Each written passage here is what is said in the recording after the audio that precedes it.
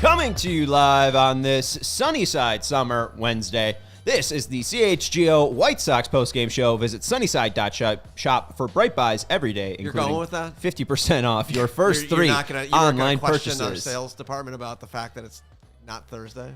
Yeah, we don't have a show tomorrow. Enter promo code HICHGO at checkout to qualify. Exclusions apply. Sunnyside Cannabis Dispensary. Bright buys every day. Only for 21 plus or Illinois medical card holders. Okay. Is it okay? We're just giving love to those sponsors. It's because I think Jim Cook will and Chris Pankau will understand. Jim won't give a shit. He only cares about the Molson Coors deal.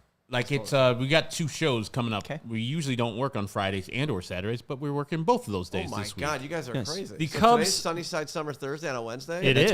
That's why we're wacky. Oh why we did it. God. The Cubs Sox Someone should series tell me is a logistical nightmare this weekend. let's do that. Friday, Saturday night games, no game Sunday. This is very strange. Just dumb.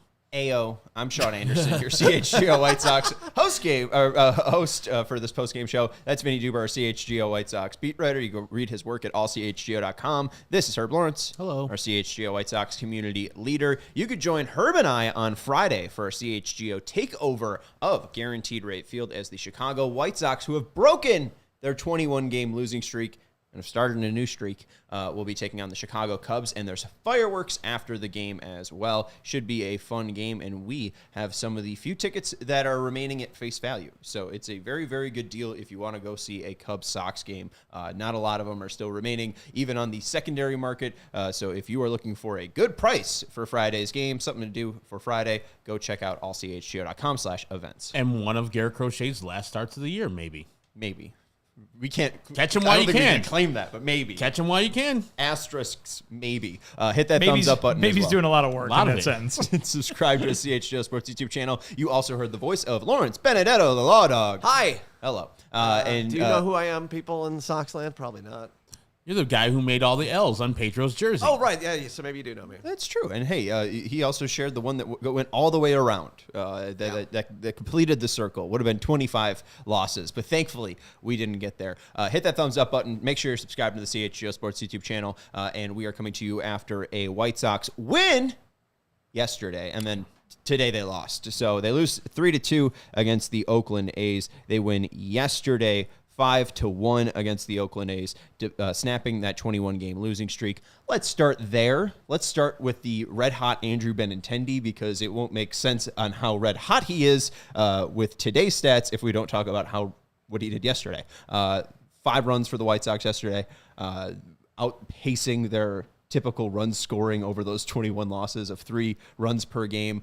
Benintendi hits a 2-run homer. Herb, you have $100 coming your way. How important was that game? It was a fairly clean game from the White Sox. What stuck out most in that streak snapper? Pitching. What did I say on yesterday's show? How were they going to stop that losing streak? They needed a good pitching performance. Jonathan Cannon gave it to them. 6 innings. I mean, the guy was great. He is someone who is putting together a lot of those now, even though it's very, very early in his career. I think folks should be excited from what they've seen from Jonathan Cannon, not just last night in a game that probably had a little bit more attention on it than most of his other starts this year, but from what he's done the entire season, because if that kind of thing gets to be the norm from a young guy like Jonathan Cannon, and then you would think that you can only go up as you learn a little bit more about yourself and about the major leagues. That's a promising young pitcher right there.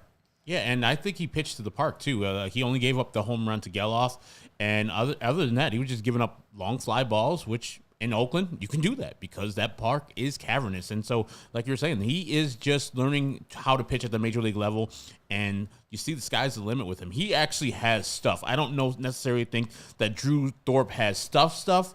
I think Jonathan Cannon has stuff, and he showed it last night versus the Oakland A's. After a rough start, got back on the bump and gave us 6 innings. And we're going to talk about the pitcher who gave us 6 innings today. If the White Sox starting pitching, which has been the strength of this team, and strength of a 28 and 89 team is weird to say, but the starting pitching, I have no problems with, no qualms at all, because the youngsters seem like come up to the major league level and they're never scared and they attack these batters like they should. And Jonathan Cannon has done nothing but improve since he first came here earlier this year. The White Sox didn't walk a ton yesterday, but that didn't hurt them. They had the Benintendi homer. They were able to get hits. In the 6th inning, they drove in 2 runs with Vaughn and Baldwin. Baldwin scoring on a wild pitch. And then the 9th inning, Lenyn Sosa giving them some insurance run. Overall, a fairly clean game. The bullpen, it wasn't Leon, Anderson, and Bravia, but it was Leon, Cool, and Bravia. And they were able to be perfect, not a run or hit given up by them. They didn't strike out anyone, too, so testing the White Sox defense, which is fun in Oakland. But they were able to escape from that. So they had to play perfectly, and they did. Today, they lose 3-2 because they didn't play perfectly. They get a 2-run home run from Andrew Benintendi, but they don't do anything else offensively. Weren't able to get those walks. Weren't able to get those wild pitches and mistakes from Oakland. And Davis Martin, who has some pretty nice stuff. Filthy. I mean, you talked about Jonathan Cannon's nice stuff. I might make an argument that Davis Martin has better stuff than Drew Thorpe. They get a fantastic start from him, 6 innings, and then Touki Toussaint comes in the 7th, and that lead quickly evaporates. I mean, is this just the true White Sox? This is the two-face of Harvey Dent, the pretty mayor of Gotham, and then the ugly, scarred beast. Sure. Okay. I mean, probably it's more like it would be more of like a 1/10 face. Yeah, like a 90-10 split there. But yeah, I mean, listen, what were we talking about? This whole losing streak was they can't hit and score runs, and the bullpen has been atrocious. What happened today? They only scored 2 runs. The bullpen was atrocious. They, went back to the formula, so to speak, not on purpose, of course, but they got a tremendous starting effort from Davis Martin. But, I was sitting there watching the game, and I got a text from my dad who was watching the game, and he's like, oh, well, they pulled the starter, and look what happens. I mean, I think that folks out there, fans out there, know that this is kind of what, sadly, for the White Sox, you come to expect when the bullpen gets the ball, at least in this stage of the season. You throw in an offense that can hardly generate anything, and when they do, you're hanging on by the skin of your teeth. The bullpen is typically not been good enough to hold on to those leads. And so, like I said, back to the formula, and the result is familiar. And I know that you have to pitch Touki Toussaint sometimes because you can't just throw out the same guys every single time you're pitching, except for Justin Anderson, who didn't pitch last night or today, I don't think either. But to start Touki Toussaint in the 7th inning and then replace him with Dominic Leone, who apparently was available, didn't make sense. It doesn't jibe. Last night you went to Leone in the 7th inning and he gave you what you needed, zeros. And if you would have did that, I think at the beginning of the 7th inning, you would have had zeros again. So it's just not congruent with, I'm trying to win this game even though this team sucks. And if there was no availability for Leone, then I can understand you go into Touki Toussaint in the 7th inning. But try to win the game. It seemed like he was just like trying, all right, Touki hasn't pitched in a while.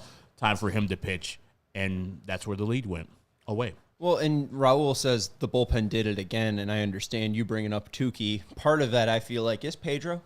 Touki Tuesday is a thing for a reason. He chooses not to pitch him on a Tuesday. He pitches him on a Wednesday. You see what happens, folks. Chad Kuhl pitches on Monday and Tuesday. Maybe Chad Kuhl, when he's loose, he's loose. So you got to keep him, going once he's, warmed up. But I feel like he probably would have taken a Tuesday off. Maybe Chad Kuhl in the 7th. Shut down Chad Kuhl. He's cool in these situations. We'll stop. Maybe that should have been the actual move by Pedro. But Raul says the bullpen did it again. But to bring it up, I mean, the White Sox didn't walk at all. 2 runs. They scored on 2 one runs swing. on Andrew Benintendi homering of all things. Like, that is not what you should be booking yourselves on. He's on fire. He's on fire. Yeah. That is his 16th homer in his White Sox career, tying him with Jose Canseco, Ramon Castro, and who starred in Moneyball, Royce Clayton, playing as Miguel Tejada. Yeah, exactly. So fitting that he hits it in Oakland. And he loves seeing the AL West in a White Sox uniform. I think that like 7 or 8 of his career White Sox homers have come off of Oakland and Seattle. Well, and he all had of them that were last year. Yeah, he had that series where he went nuts. That was against the A's last year too. And his first homer was against Seattle in a White Sox uniform last year. He hit 2 in this series. I'm just saying, folks, like if he was on the Astros, maybe they should have traded Abreu for Benintendi. I mean, we could have had Jose here. It's like having your, sickly grandparent in the house. Hey, Joe Adele for Andrew Benintendi. Who says no? The Angels. Okay. But to go back to the yesterday, Angels love giving people money for no reason. Hey, I'll take it. Andrew Benintendi for Anthony Rendon. Who says no? I think the White Sox. Yeah. Because he makes a lot more money than Andrew Benintendi. And he doesn't like baseball anymore either. I think he plays for longer too. I think he's got a he's long-ass older, contract. and I think he's probably Massive under contract. And terrible at baseball too. But yesterday, a part of being perfect, a little bit was that Luis Robert showed up. It wasn't exactly a great game from Robert. He had a nice catch, but even though it was a fielder's choice in the first inning, he stole a base in that first inning, and then when he singled in the fourth inning, he stole another base. And I thought that was a very good game from Robert Jr. And then you see today again, it's he had an opportunity I think in the eighth inning where he's not even going up against the A's best in Mason Miller. He gets an opportunity 3-2, and he misses it. You have Andrew Benintendi playing well, but we looked at the stats yesterday. The only player playing well is Andrew Benintendi, and Robert's getting outplayed by Nicky Lopez, our new shortstop. So it is just really, I think, it really sums up this stretch of going 1-22 well with just Luis Robert Jr. being cold as ice. As we've talked about over and over again when it comes to the way that this White Sox team was supposed to play this year, the way Pedro talked about them, how they should be playing early in the season, you can't do anything on the base paths unless you get on base. And so Luis Robert Jr. taking advantage of even a meager day of getting on base and showing what he has in that toolbox, I think he's shown that a lot actually this year. When he gets on base, he takes off, and he's a really good base stealer. He's a really good base runner, but he is not doing very well right now at giving himself those opportunities. And so again, like you said, that's part of being perfect, right? When all things are firing on all cylinders, they can actually make something happen. It's just that so much has to go in a way that it hasn't gone in order for them to do that. And Robert is in such an offensive funk right now that he has so few opportunities to show that ability in that other facet of the game. They always talk about a guy like Robert as being, however many tools you want to assign him. The idea is he can beat you in so many ways, right? He can take a home run away from you. He can hit a home run against you. He can, drive in a run with a single, or he can do something on the base paths. That's absolutely a way that he can affect a game and win a game for you, is by what he can do running the bases. But they go hand in hand, right? And when you're not getting on base, when you're striking out a lot, you're not able to put yourself in a position to beat the other team with your legs. And also, I don't know if this is truly the case. It could just be purely anecdotal. Watching the game last night, and like you were saying, he gets on base, and it looks like the whole team, and especially him, they have the mindset, we're not losing this game type of thing. It seemed like from the first inning on, they had that mindset, and that could just be me wishing on them that they had that mindset. And it looked like they went out and played that way. Like Robert, he went and stole that base, went deep into the hole and caught that ball off the wall of the NBC Sports California sign. And so it just looks like effort was ratcheted up a little bit more, and that I can't abide by that. That effort has to be there all the time, and just where the chips fall, they fall. But if you're looking like, man, we want to win this game, and this game is important to us, which I wanted them to do, have some pride in they're actually losing their record. And today they came out flat. You get the Benintendi home run, excellent, but no one else steps up. I mean, they weren't facing a great pitcher. Sean Estes sucks. I know his name, not Sean Estes, but Estes wasn't that great. But he's out here shutting the White Sox down, except for that rocket home run by Andrew Benintendi. You can't have those lulls and lapses of effort and offensive execution like they've had today and on Monday. And just to kind of sum up my point, again, Robert has struggled over these 23 games, right? But B Chicago saying, glad you noticed how Robert played last 2 days. His value is fading fast. Never said his value is fading fast. I think we just talked about this recently. I think 29 baseball GMs would tell you that he's extremely valuable with his contract and with the 5 tools that he presents. Does he present them all in tandem like a beautiful full-fledged and thought-out baseball player like Aaron Judge or, Mike Trout in his prime. No, and that's the frustrations, and that's why the White Sox are in the position that they are. Yep. They would not be this low in the standings and with their win percentage if Luis Robert Jr. was a little bit more consistent night in and night out. I mean, they might be. There were a lot of terrible Angels teams that Mike Trout played for. Well, I mean, look how good he was last year. If they had 142 games of, 36 homers and 38 doubles or whatever, they might score some runs. I mean, he's been worse than this year. We're going to take a break. Make sure to hit that thumbs up button. Make sure you subscribe to the CHGO Sports YouTube channel. And as Lawrence added in the chat, we have a brand new podcast to the CHGO family. Subscribe to the 85 with Cole Kmet, Bears tight end, Cole Kmet. We're very excited for that to launch with this great Bears season coming up in 2024. Herb Lawrence, why don't you tell us about how we can, wager a little bit on Cole Kmet, maybe to score a touchdown when the Bears are playing, folks. Indeed. Prize Picks is America's #1 fantasy sports app with more than 5 million members. It is the most fun and exciting way to get in on the action while you're watching your favorite sports and players. You just pick more or less on 2 or more player stats for a shot of winning up to 100 times your cash. And with Prize Picks, you can turn $10 into $1,000 in a single game by watching your favorite sports this summer. You can make a Prize Pick lineup in as little as 60 seconds. All you need to do is pick more or less than on 2 to 6 player stat projections, and you're locked in. And with the All-Stars Caitlin Clark and Angel Reese looking for having some time off right now because the summer games are going on, watch the game today with Brianna Stewart, Asia Wilson, and Kelsey Plum advancing to the semifinals today. You could be on those games on Prize Picks and win 100 times your cash by watching them ball out in Paris. And if you're looking for promotion, Prize Picks has you covered every single week. Download the app today and use the code CHGO for a first deposit match up to $100. That's code CHGO for a first deposit match up to $100. Prize Picks, pick more, pick less. It's that easy. Thank you, Herb Lawrence. And since it is a Sunnyside Wednesday, we want to let you know about our friends over at Sunnyside Cannabis Dispensary. They are here to elevate your summer. Sunnyside is your home for judgment-free cannabis shopping. They have a crazy selection with over 100 different strains to choose from with easy online ordering and in-store pickup. And wherever you are in Illinois, whether you're near the tippy top, like South Beloit, or the tippy bottom, I guess it's a little bit more in the middle. It's more like a third of the way down. If you're in the third of the way down, as far south as Champaign, Sunnyside has a location for you. Stop into the store nearest you for expert guidance from their staff or select from quality lines like Cresco or Floracal. And here from the summer is good news is Tea Time disposable vape that's bringing a classic lemonade flavor that's perfect for the golf course. You could also go check out the Free Spirit vapes and cartridges that are all new from Good News. With a lush mango flavor, these vapes are perfect for tapping into your flower power. You can go pick up some Simply Herb as well if you want to just chill like Herb. You're welcome. Just if you want to be simple, That's a Songs Ohio song. Just be simple, folks. Maybe smoke some weed and listen to some. His name's Justin. I can't think of his last name, but go listen to Justin Songs Vernon? Ohio. Molina. Justin Molina. Okay. One of the Molina brothers. Nope. You can, too.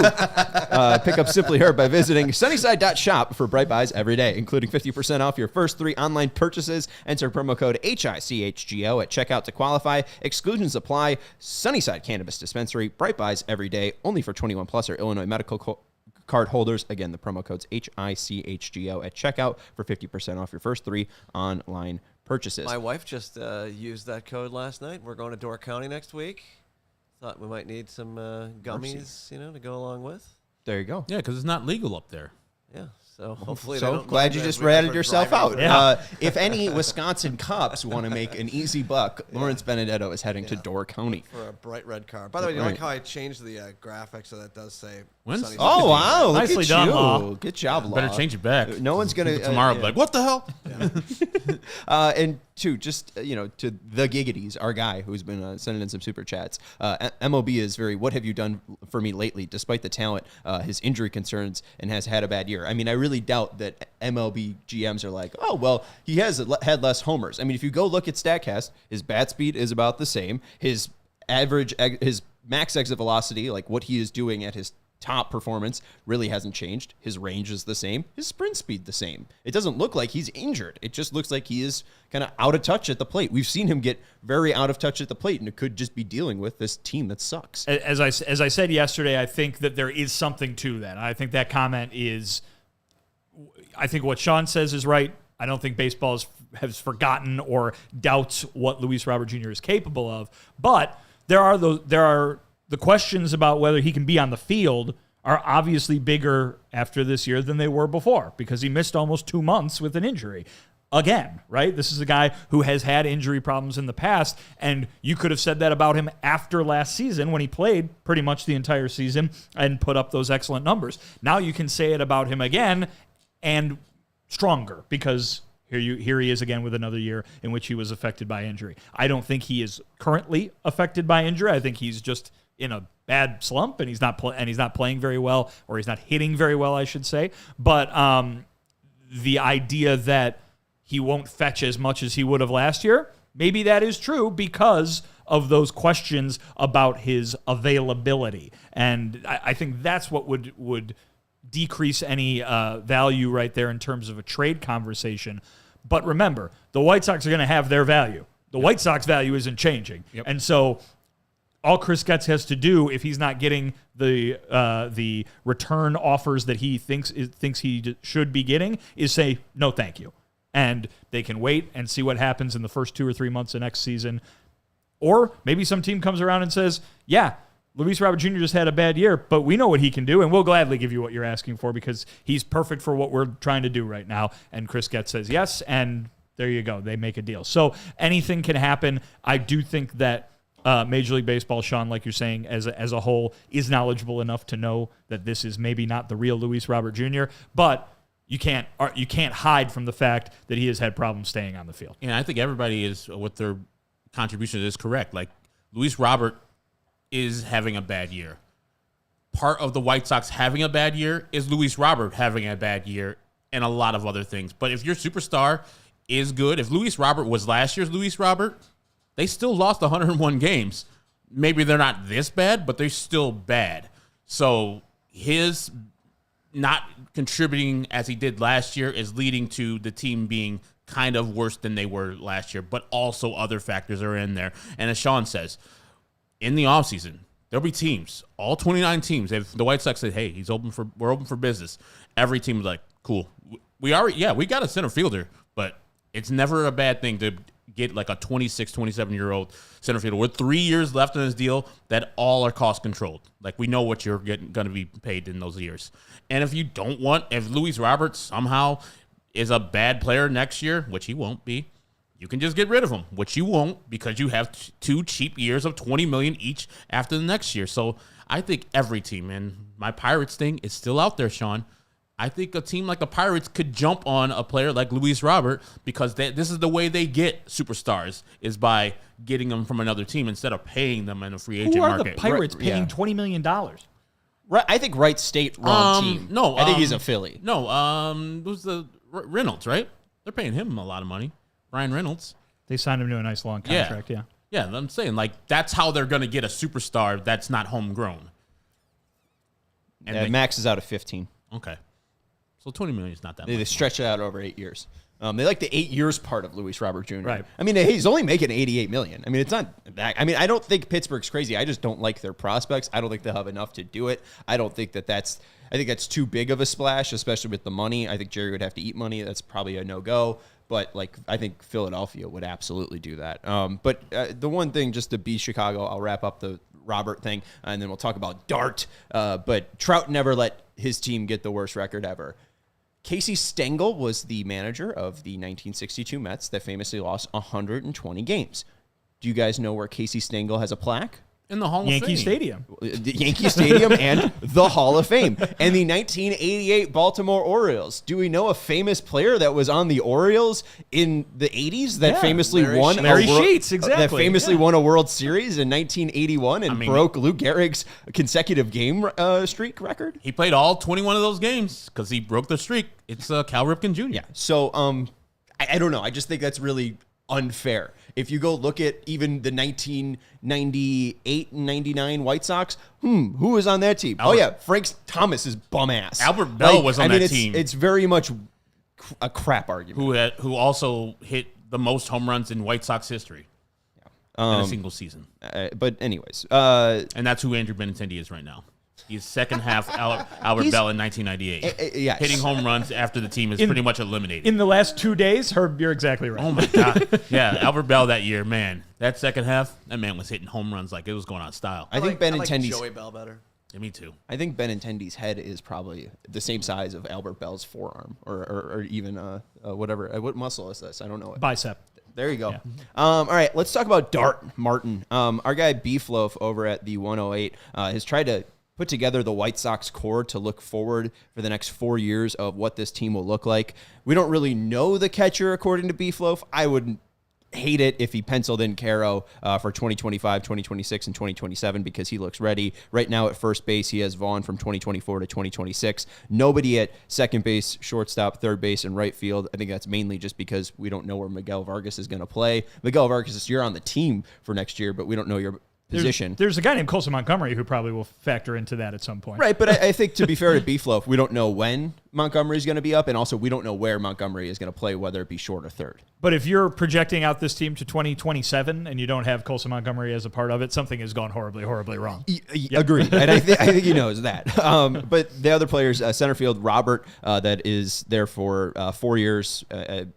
He's got the 2 team options in 26 and 27. Benintendi for the next 4 years, who's as hot as Albert Bell. He also has Crochet as one of the starters until 2026, Thorpe until 2027, and then Cannon until 2027. I think you absolutely could put Martin right behind Jonathan Cannon. 0.5 years of service time. He still gives you 5.5 years left of controllable pitching.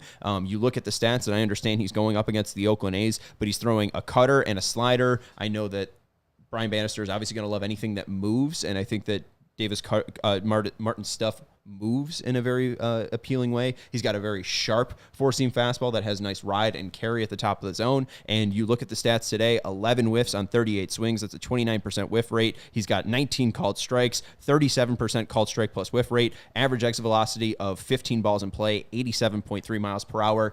He not only gets whiffs, he not only fills up the zone, but it's tough to square him up. We saw this last year in just a brief run. He obviously had the injury that delayed him, but not only the look of Davis Martin with the flow and the pirate goatee, but the delivery is very crisp and clean, and the stuff is fairly eye-popping. I know he was hitting like around 91 on the cutter, but the fastball gets up to 96. Like, it's very, very lively. I think that he's got a lot of great stuff that makes him more appealing of a pitcher, or might have a more appealing top end of a pitcher than even, say, Drew Thorpe. The pirate goatee, are you trying to get Captain Martin started as a nickname?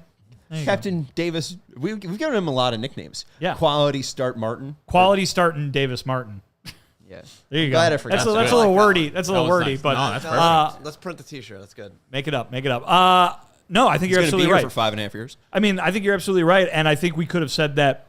I mean, obviously, you need to wait to see what a guy is like once he comes back from Tommy John surgery. But when Davis Martin had his Tommy John surgery to when he came back from it, things have changed dramatically for the White Sox. And so he went from the guy in the minors who's the safety net in case there was an injury in the starting rotation to a guy who might be part of that starting rotation for the foreseeable future. And he was good enough in 2022 that I think I would have been like, don't forget Davis Martin in the run-up to him coming back. Yep. And sadly, I think I probably forgot Davis Martin because he hadn't pitched in so long, not taking my own advice, and so therefore maybe he wasn't as big a part of these conversations that we've been having as he should have been. But now that he's back, now that he's pitching again, absolutely he should be part of those conversations. And again, I do just go back to 2022 because he was very, very impressive in 2022. And folks will go pull up the baseball reference page, look at the back of the baseball card and say, you're wrong. And I'll say, no. There was that one game at the end of the year. He pitched the last game of the year in which he got absolutely rocked. Yep. And that jacked his ERA through the roof because I don't think he even finished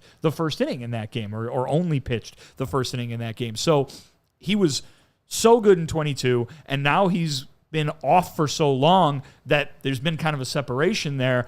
I think he has the chance to show that he's the same guy, or at least, you're not always the same as you were before the Tommy John surgery, so maybe that's not the best phrasing, but that he can be equally as effective in an entirely different situation, but still Davis Martin at the major league level.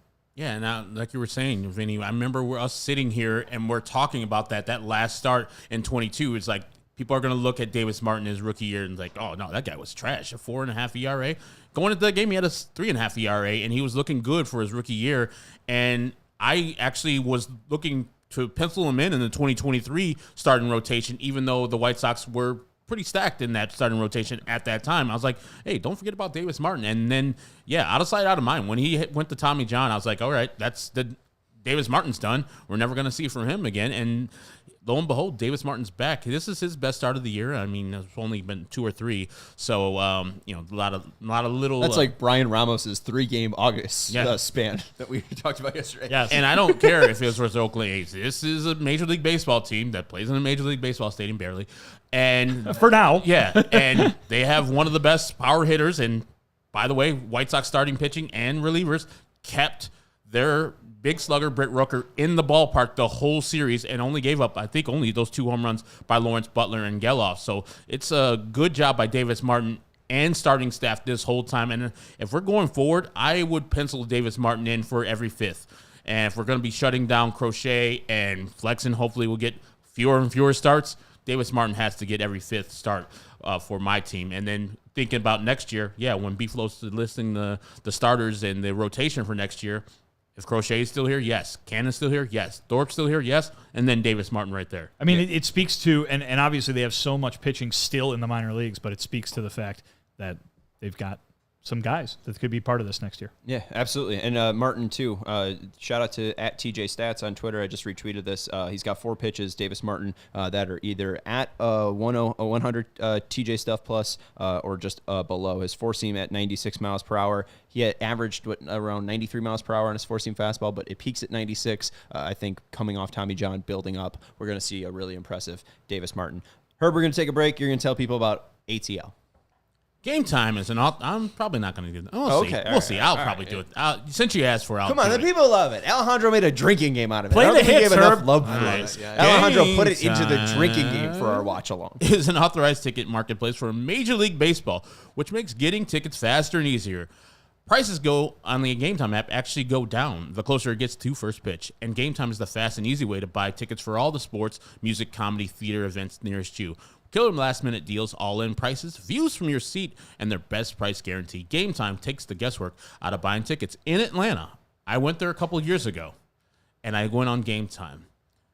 This time, the only time I've ever gone on Gametime and then bought those tickets and then looked at all the rest of the secondary markets, that there are one secondary market site that had cheaper tickets in the row and section that I was sitting in. I sent this information to Gametime, and within 12 minutes, I got 110% of the difference into my Gametime account because Gametime is the only ticketing app that gives you complete peace of mind with your purchase. See the view from your seat before you buy so you know exactly what to expect when you arrive. All-in prices show your total upfront so you know you're getting a great deal without the hidden fees. And they're obsessed with finding you ways to save money on tickets. Gametime has deals on the tickets right up to the start of the event and even an hour after that event starts. It is the place to go for finding last-minute tickets. And with zone deals, you pick the section, Gametime picks the seats for an average of 18% savings. And with the Gametime guarantee, means you'll always get the best price. You find tickets in the same section and row for less. Gametime will credit you 110% of the difference.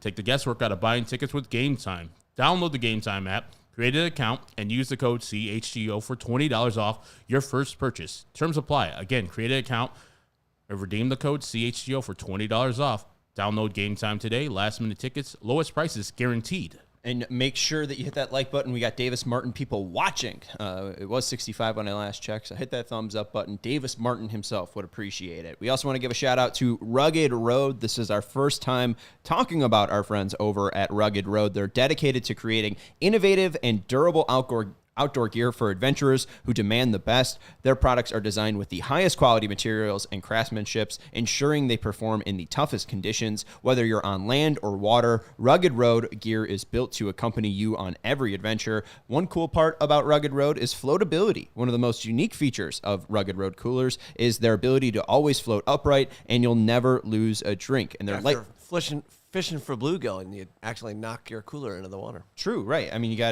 I'm assuming, because I'm always fishing for bluegill, you have a cooler right next to you with ice, and you're putting live fish into a Good cooler. Good fishing up in Avondale, isn't there, Sean? Oh, great fishing up in Avondale. We love the river up in Avondale. But you'll never lose a drink, and there's also a lightweight design. Unlike other heavy-duty coolers, Rugged Road coolers are incredibly light, making them easy to transport on any trip without compromising on performance. They're durable, and they are dependable, and they are versatile. They are perfect for a variety of outdoor adventures, from fishing Thank you. and tubing to camping and tailgating. These coolers are designed to meet the needs of every outdoor or sport enthusiast. So gear up for your next adventure with Rugged Road coolers. They're reliable, durable, and built to be used. Rugged Road is your ultimate outdoor companion. Head to ruggedroadoutdoors.com and use code CHGO for 10% off. ruggedroadoutdoors.com and use code CHGO for 10% off. It is an off day. The White Sox didn't win a lot of games on this road trip. They lost 3 to Minnesota, and they lost 2 to Oakland. Tomorrow is an off day. Today they My played. bad. Yeah. Well, they played. He's They assuming played everyone's today. listening to this tomorrow. Gotcha. Yeah, I'm also assuming too that like we're just counting this day as over because the game's over. Like the White Sox day is over. We're on to tomorrow. We're on to Cincinnati, but I guess we're just on to Chicago because we played both the Cubs and it's at Guaranteed Rate Field. But going back to Sunday, Bob Nightingale in USA Today wrote about Pedro Grifol. While Grifol could be fired any day or even last until the end of the year if they suddenly start sprinkling in a few victories, the White Sox have no plans to look for a permanent replacement until after the season. But that part of if they suddenly start sprinkling in a few victories, is one enough? I know we heard a lot of murmurings last Thursday about a potential firing, and they did meet that Thursday, Getz, Reinsdorf, and Grifol about his future. But is this road trip the point where they relieve Pedro Grifol of his duties? Because I feel like if it's going to happen, it's got to happen now. It's not going to happen, later in August. What's the point of firing him September? They're either going to drag this out or they're going to, old yeller him. I mean, I still think back to the day of the trade deadline and Chris Getz's answer to the question about Pedro's job security and his future, and it being very odd and very weird and kind of sparking this whole renewed conversation. But as I said after that and have continued to say since, there really hasn't been anything about the losing streak that is different than the way they played the entire season prior. Just the idea that, boy, they sure are getting a lot of attention for what ended up being an AL record-tying losing streak. That losing streak is over, and maybe that attention goes away. Again, it's not going to change the way that they have played and will continue to play more than likely. But if that was if a managerial change was going to happen, was it going to be a reaction to the very specific moment and a reaction to the losing streak and the negativity and the negative attention it was bringing to the organization? With that losing streak over and in the past, is that same attention is probably just not there. They're just bad, like they have been all year now. And so while I think it would have been silly to make a move based on a 20-game stretch when you have 4 months worth of baseball to make a move on, I think moving forward the same applies. It seemed like it was maybe going to be a PR thing that if it was going to happen in response to the losing streak's over now. Is there need for a PR move? No, there's not. And as Sean said, this would be probably the last time, the absolute last time you could fire Pedro. When you're coming home from this road trip, you just broke the streak. Thursday's a day off, and then Friday you play the Cubs. Bury it on the Friday's news dump. Yeah, we fired Pedro Grifol, 2:00 press conference, et cetera, et cetera. But what does that do for anybody? There's also no such thing as a Friday news dump when it's crosstown. Oh, yeah. Because Hey, every Chicago reporter in Chicago, we have fired our manager. Yeah, and so it really doesn't do anything for anybody. And as I've stated before, there isn't precedent for Jerry Reinsdorf allowing his general manager to fire his manager in season since Hawk Harrelson did that to Tony La Russa in '86. That's how long it's been. And that's his biggest regret. And he rectified that with the rehiring of Tony La Russa. So I don't think he's going to start today allowing his general manager to fire his manager for a month and a half of service left. That's going to make Pedro earn at least his last dollars on this team on this second year of his contract. I've started a poll question in the YouTube I was chat. going to bring it up. Oh, you were? I like it. Bring it up. Okay. What should the White Sox do with Pedro Grifol? Fire him tomorrow, force him to see this season out, or sign him to an extension? How many votes so far? I know it's only been like 8 votes, but how many Yes. votes for extension? 0. Oh, wow, shocking. Yeah, I don't Still think... 0. Another vote. I don't think there's going to be many votes for extension, but make sure you're voting I would in hope not. Lawrence's poll. We'll update that near the end. But I'm always of the fan of... I'm a seafaring man. I would like to Sticking with the fishing to fare thing. the seas. A lot of my late nights on YouTube are watching sea videos. So Just footage of water. I love it. Can't get enough of it, man. You ever hear of Drake's Passage? It's where all the oceans of the Arctic Sea, the Pacific, and the Atlantic merge underneath the tip of South America. It's fascinating. Well, then that would be the Antarctic. That'd be the Southern Ocean. The Arctic Ocean would be on the top of the planet. I'm watching. I'm not listening. You know. Anyways, yeah, I'm all for Pedro seeing the bottom of the ocean floor on this one and seeing this one out. It's unfair for Charlie Montoyo to ask to be managed the last month of this White Sox team or whomever. If Bob's saying they're not looking for a permanent replacement, I don't think they're gonna fire Pedro Grifol, but I do think tomorrow is the day. So if you are looking for reaction when it happens, we will have. If it happens. If it happens, I think we just we're looking at the calendar. It would make sense today. I mean, I heard people compare this to Robin. Robin was kind of dragged out his last part of being a manager, and even after the season, Robin didn't want to come back, and like he literally had to say like, no, I'm not coming back. Yeah. Like Jerry forcing him basically to quit. They wouldn't fire him. Like I feel like knowing Jerry Reinsdorf's history as a White Sox owner, the 43 years we've seen, he's never fired a manager midseason. I don't think we're starting now. But tomorrow could be the day. So we'll have an emergency podcast presented by Indeed. Yeah, and I think that, Robin didn't even want to take the job. Jerry had to convince him to take it, and he had to convince him to stay, even though he deserved to leave. And this is what I always tell people about one of their favorite players becoming manager with the AJ rumors circulating a couple weeks ago. You don't want that. You do not want your favorite player to become manager, because then that's the memory. If I bring up Robin Ventura, no one's talking about the 18 Grand Slams. They're talking about Nolan Ryan or his shitty fucking managing career. So you want AJ as drop third to be remembered? It will be, but if he comes to this White Sox team and 3 years from now he's still on a bad White Sox team, people will look at AJ Pierzynski much different. So let him do foul territory for the rest of his life, not be the White Sox manager. Yeah, I mean, you will hate him. Well, I to be fair to Robin, I do think of the Nolan Ryan thing. I also think of that Mets homer he hit. Yes. Grand Slam single. Love A Grand Slam single. So I mean, there has been some Robin PR help. I also think of him Awesome going player. back to finish his degree at 55 while also managing the baseball team or helping manage the baseball team. Quality individual there. Yeah, so I think Robin's ego Pokes. has been boosted a little bit. But oh man, what was I going to bring up? AJ? Oh, Oceans? well, that's the thing is, hey man, if people's favorite player is Ozzy though, that doesn't really bode well because Ozzy won the World Series in 2005. So it's either nightmare like Robin or best season ever. But at least Ozzy had already been qualified to take over a manager job. He was already a Florida Marlins third base coach, won a World Series with the Florida Marlins, so he had already been experienced. These two guys, Robin had no experience in the majors, and same thing with AJ Pierzynski. And so, yeah, that's why I don't like doing that. I don't like bringing a person over just because he's a former player and you liked him. Well, and that's why the perfect convergence of the both former player and former manager, Davey Martinez, is your 2025 White Sox manager. 95 to 97, great career. You can do worse than David Martinez. You could do better You than could David hire Martinez. AJ Pierzynski. You could do better than David You could Martinez, do it, too. yeah, I agree. All right, this was the White Sox last game in the Oakland Coliseum. They started playing baseball in 1968 in Oakland, right? Opened in 1966 for the use of the Oakland Raiders. They played there from 66 to 81, and then from 95 to 2019. They moved to Los Angeles, and then they moved back to Oakland.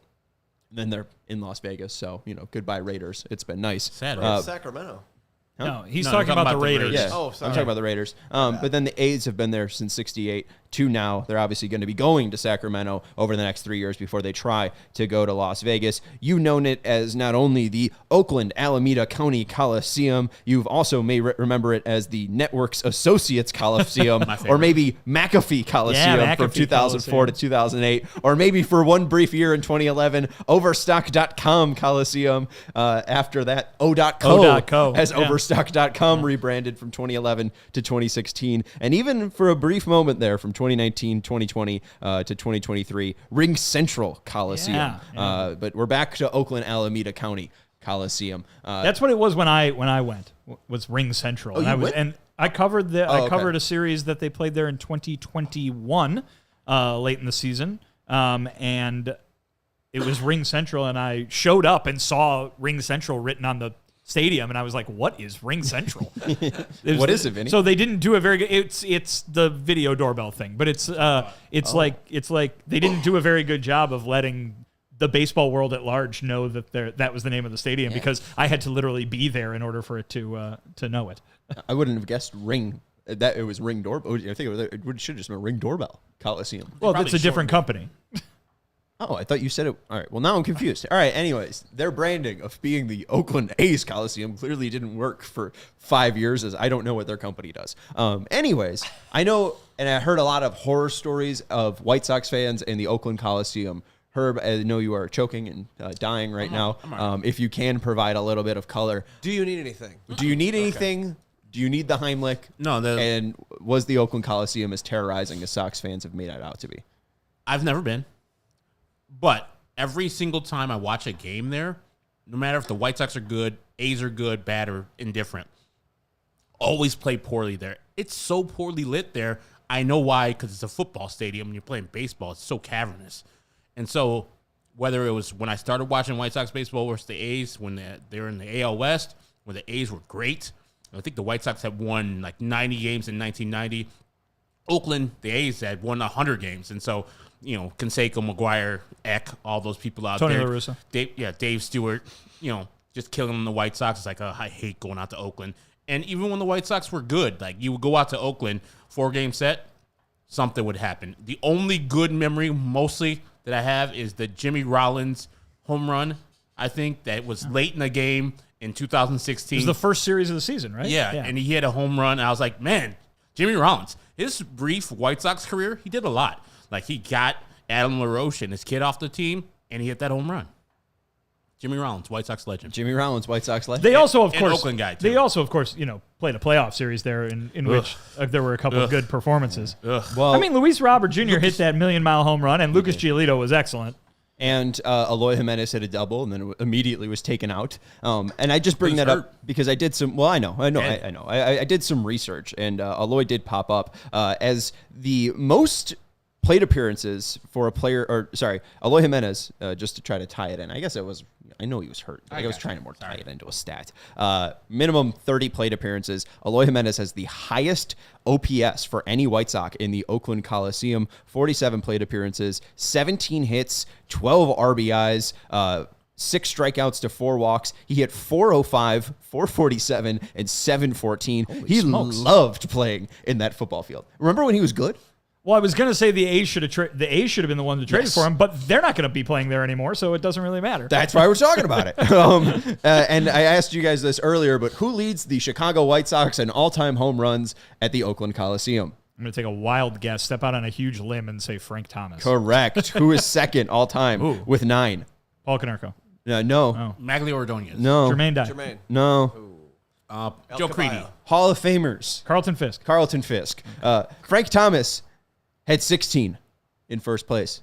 Carlton Fisk had 9. Frank Thomas just dwarfing the competition. Frank Thomas also a tremendous season in which that was his home ballpark. That's true. Yeah. Hey, and when he came back to guaranteed rate, hit those 2 home runs off of John Garland. Poor John Garland. And then in third place, tied for third place, Paul Konerko with 7, and Timo Perez. From 1983 to 1989, Harold Baines. Former hitting coach Greg Walker. And there was some pretty long games as well. In 1972, one of the first games, pretty much if you're looking at the timeline, in the Oakland history of the Chicago White Sox. The White Sox won a game with 9,594 in attendance on September 19th, 1972. The Sox won a 15-inning game battle, 8-7 against the Oakland A's. It took 4 hours and 51 minutes. Your winner was Goose Gossage. Winning pitcher was Goose Gossage. And thanks to a 15th inning home run by Jorge Orta off of Gary Waleski, the White Sox took an 8-7 lead in the 15th inning. And to just go along with long-ass games in the Oakland Alameda County Coliseum, or whatever the hell it's called, Overstock.com, there was a game in 2018, April 18th, 2018, in front of 13,321. It took 5 hours and 48 minutes to play. Thank you, Pitch Clock, for speeding up baseball. 14 innings. No runs scored from the 10th to the 13th. The White Sox couldn't score on the top of the 14th, but the A's, off of James Shields in relief, scored and won in the 15th inning in nearly a 6th inning ball game. Matt Olson, remember when he was an A? He drove in Marcus Semien, remember when he was an A, to win 12-11. So those were some of the long, crazy-ass games, but that's not it. I found some goofy stuff. So the first time the White Sox lost on an error. Ever.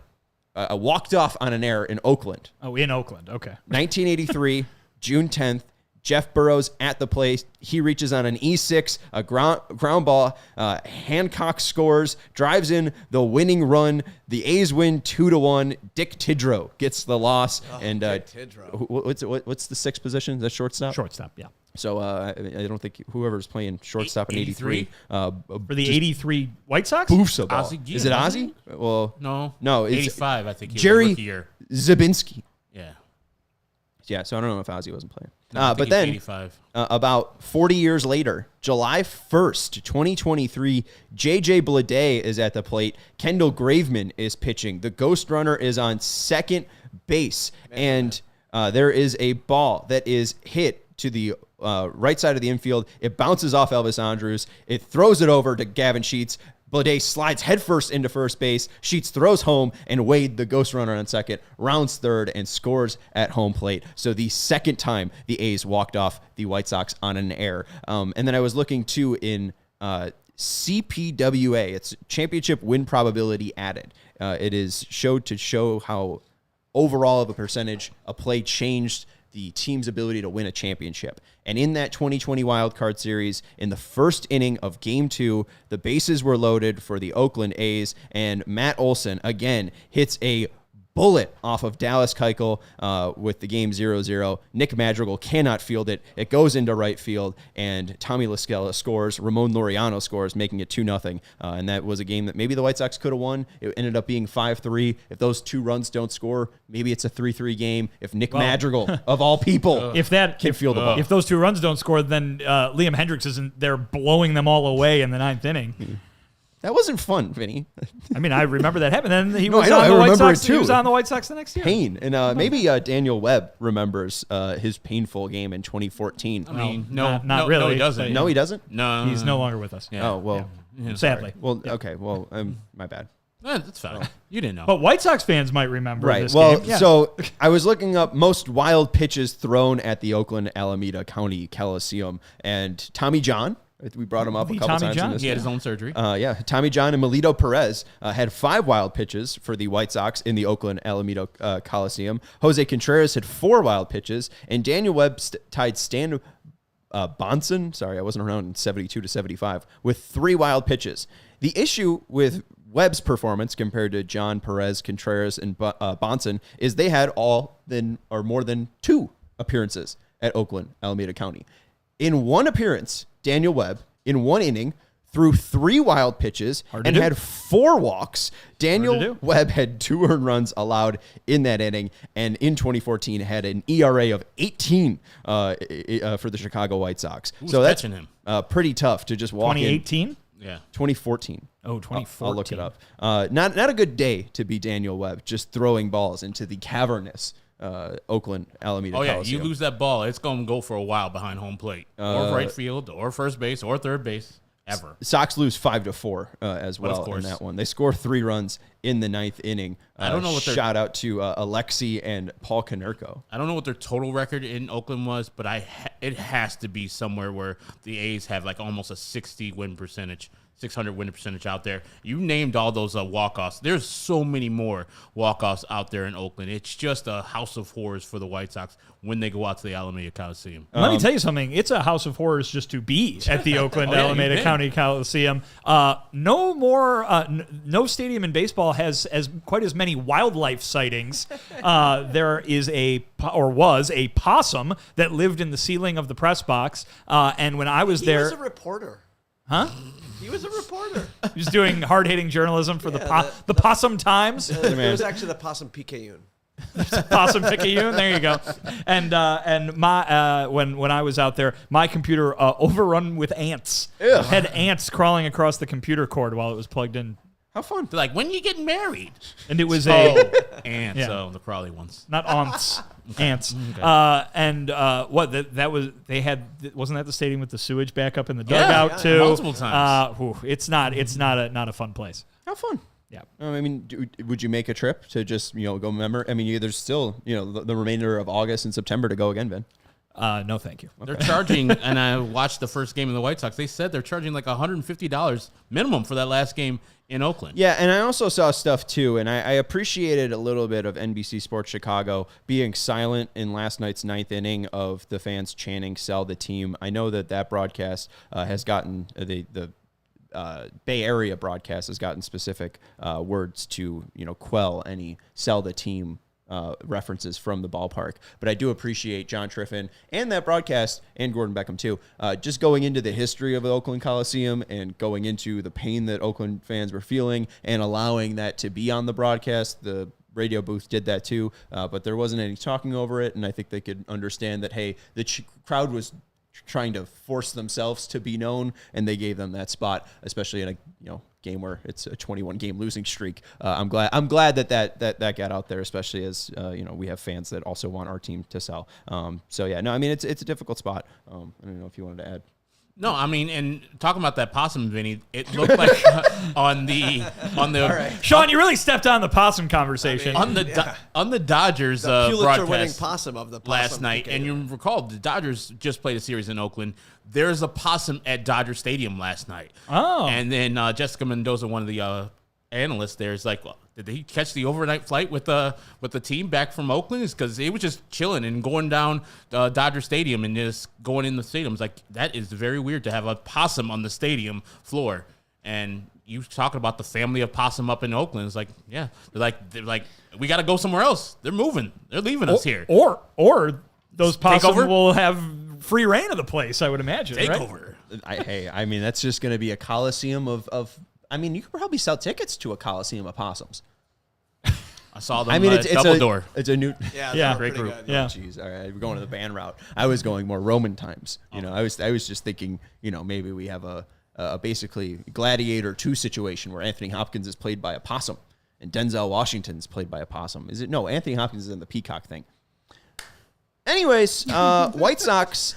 All-time record at Oakland Coliseum, 144 and 173. Not as bad as I thought. Still losing record. And Herb, there's been 13 walk-offs since 2000 for the Oakland A's at Oakland Alameda Coliseum. Neil Kotz, John Atkins, Dustin Hermanson, Bobby Jenks, Matt Thornton, DJ Carrasco, Bobby Jenks again, 2 Hector Santiagos, Tommy Canely, James Shields, Jace Fry, and Kendall Graveman all gave up those walk-offs for you. And then the final thing is we gave up Daniel Webb's horrible game in 2014. Adrian Nieto was his catcher. Tyler Flowers pinched hit, so I don't know who was catching Webb in that specific moment, but could be Nieto, could be Tyler Flowers. There's also the pivotal play thing that I threw out there, and I put this on Twitter with highlights of each play. So since 2000, these are the most important plays according to Baseball Reference at the Oakland Coliseum between the White Sox and A's. This is win probability added, the most value shown for the overall change for a team's ability to win. The most important play for either the White Sox or A's in a game in the Coliseum, Jed Lowry's 2-run homer in the bottom of the 8th in 2018. April 18th, he drives in Marcus Semien off Luis Avalon, and I believe this was the same game maybe it wasn't the same game. All those blend together. The Cespedes one was the Konerko 400 game. But the A's come back in that game and win that one in the 8th inning. 2001, Frank Menechino as an A off Keith Folk drives in Chavez, Piat, and Damon, and they take a 5-2 lead on a base clearing double from Frank Menechino off Keith Folk. In 2000, our guy Ray Durham in the top of the 8th drives in Carlos Lee and Abbott. Jeff Abbott. Thank you. Off of Mike Magnate. Magnate. Thank you. I wasn't alive. I guess I was in 2000. But Ray Durham on April 7th hits a 3-run homer to give the Sox a 7-6 lead. And then in 2012, April 25th, Yoenis Cespedes in the 14th inning hits a 2-run homer to tie up the game in the 14th inning off Hector Santiago. And in that game, Cespedes had 3 hits. Chris Sales started. And then in 2007, April 10th, the A's were down 1-0. And Todd Walker drove in Bradley to tie up the game, and then Bobby Jenks. Bradley. Yeah, and then a couple of Cubs on the on a random A's team. Yeah. And Jenks gives up the lead later on. I believe Mark Ellis hits one over Scotty Pods' head off of that ugly scoreboard in left field. But those are some of the pivotal plays in the A's White Sox history, most of them involving the White Sox losing. All I feel is sadness for the Oakland community as a whole. We've already talked about the Raiders was going to Vegas. Now they already had Golden State go from there to San Francisco, and now the A's are leaving from there to Sacramento and maybe to the Vegas area too. So people in Oakland, man, they just lost all 3 of their teams within the last 10 years. That's just sad. Yeah, that's brutal. And they had the Golden Seals at one point too, didn't they? Those are sick uniforms. So too. great. Beautiful green, beautiful yellow. Anyways, and hey, just like the A's. Well, that's the color of their flag, their city flag. Is a green tree on a yellow flag. That makes a lot of sense that they did that. Yeah. Oh, it's Kismet. Not Kismet. Probably thought It's of. on purpose. Yeah. Deliberate. Anyways, that's going to do it for the CHGO White Sox postgame show.